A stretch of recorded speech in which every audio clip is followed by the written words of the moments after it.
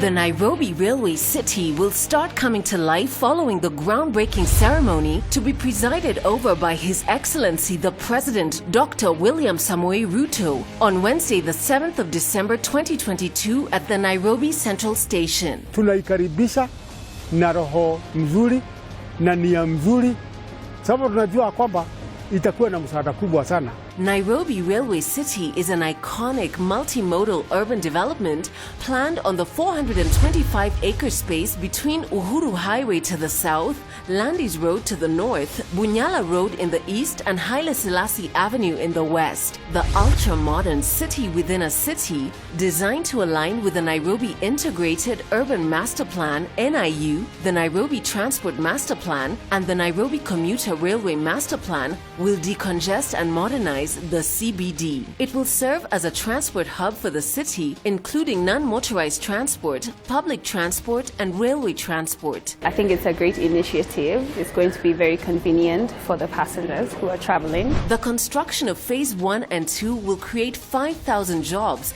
and a further 5,000 jobs after completion. Itakuwa inasaidia mwananchi mwingine ambaye anatafuta kazi. It will also create numerous opportunities for micro and medium enterprises, MSMEs, to carry out trade within the newly established retail and commercial spaces in the public and non-motorized transport corridors. The Nairobi Railway City, an initiative of the Kenya government, is the promise of a better life in a better city for the citizens living or visiting Nairobi, as well as international visitors. It was made possible through the partnership of the UK government and the Kenyan government. The Nairobi Railway City, iconic, ultra-modern, truly Kenyan in design.